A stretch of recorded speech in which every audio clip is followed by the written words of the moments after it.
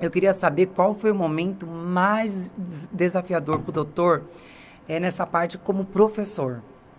Nossa, foram vários momentos, né? Vários momentos, mas eu penso assim, ser professor, acima de qualquer coisa, eu acho que é um ato assim de amor, né? Quem está em sala de aula precisa gostar. Se a pessoa... Deixa eu só interromper. E o professor é assim na sala de aula, com essa paciência, com essa... Calma, né? Bem Eu equilibrado. fui aluno dele, ele é isso aqui na sala de aula. Essa Imagina. categoria. Eu penso que se a pessoa não gosta, ela não consegue ficar, não fica por muito tempo, entendeu? Não dá. Precisa gostar. Porque é uma nobreza querer ensinar. É nobre. É aquela história, né? Precisa ter amor, senão não vai. Senão não vai. E assim, teve um episódio na minha vida assim que eu não esqueço. Foram vários, mas tem um que me chamou muita atenção em sala de aula. Aqui no Anália Franco, certa vez eu entro e uma sala grande, de uns 80, 90 alunos. Primeira vez que eu entro naquela turma, não conhecia ainda. Cumprimentei o pessoal, boa noite, me apresentei e botei algumas coisas na lousa, um esquema, olha, o plano de ensino, nós vamos tratar desses pontos. E um aluno me chama a atenção e diz assim, professor, por gentileza, o senhor pode ler o que o senhor escreveu? E eu, claro, né? E assim, posso dizer que talvez seja o melhor aluno que eu já tive, né? Hoje ele é advogado, cego, e assim, ele falou, professor, o senhor poderia dizer o que o senhor escreveu na lousa?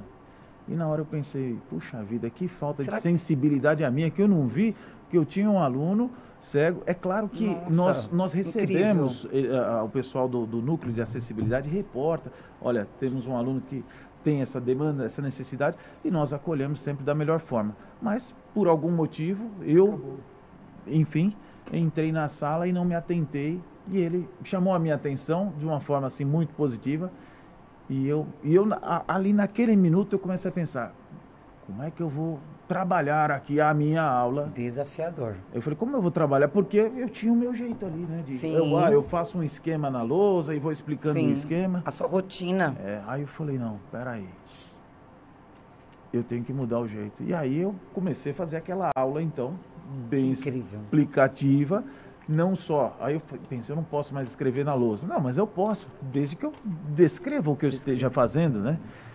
E aí, para mim foi um aprendizado tão grande, porque, veja só, terminava a aula, na aula seguinte, eu ia começar a aula, esse aluno levantava a mão, eu queria ter mais alunos como ele.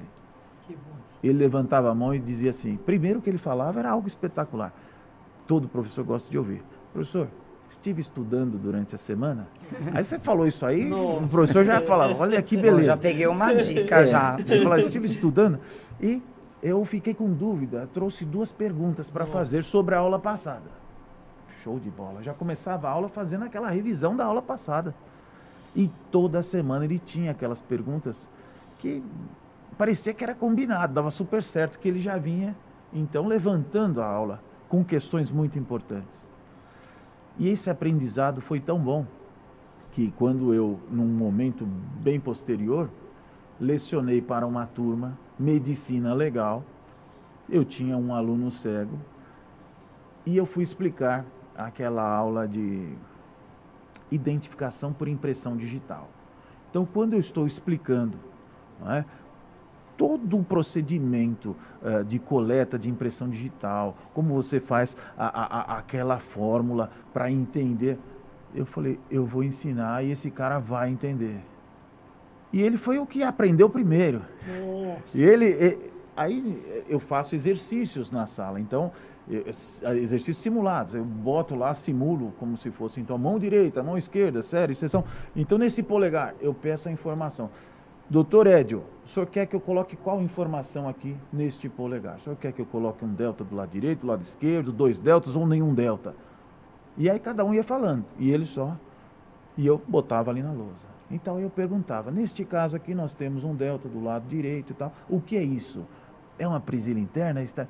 Ele não errava uma, ele não errava uma. Sensacional. Mas assim, tudo a partir de uma descrição. Eu creio assim, que neste momento, quem está ouvindo, né, essa história brilhante, que sirva de exemplo para outros que têm uma deficiência visual que possivelmente acha que não vai conseguir fazer o curso de Direito, porque é um curso que precisa de muita leitura. Mas aí é um exemplo, não só para uma pessoa também que tem essa deficiência visual, como para um professor.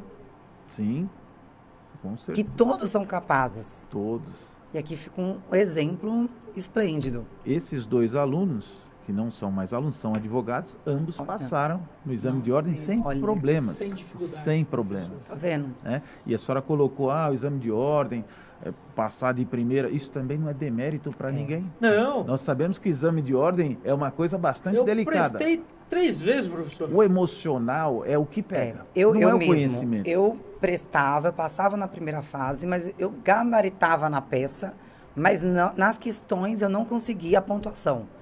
Então, assim, aquilo mexeu tanto com o meu psicológico que quando chegava a hora das questões, teve uma vez que eu desmaiei na sala. E eu não sou, assim, nervosa, não sou nada disso. Eu sou uma menina até muito desenrolada. E eu não entendia. Na minha vida foi um gigante. Eu sempre tive destreza para trabalhar no escritório, já trabalhava. Já tinha, assim, uma carteira de cliente que a advogada do escritório que eu estagiava atendia, levava cliente para o escritório. Mas não conseguia exatamente por o emocional. E quando eu fui fazer a minha última prova que eu passei, a professora, até lembro dela, é a Fernanda, do cursinho André Lúcio, né? Ela pegou e falou assim pra mim, não, você não tem que fazer cursinho mais. Você precisa passar no psicólogo uns 5 meses antes da prova. O seu problema é psicológico. E realmente não era estudo. Eu não fiz cursinho, fiz 5 meses com a psicóloga, estudei o que eu tinha em casa na primeira fase, passei na primeira e na segunda eu fiz o cursinho e passei. Era plenamente psicológico. Mas é isso mesmo.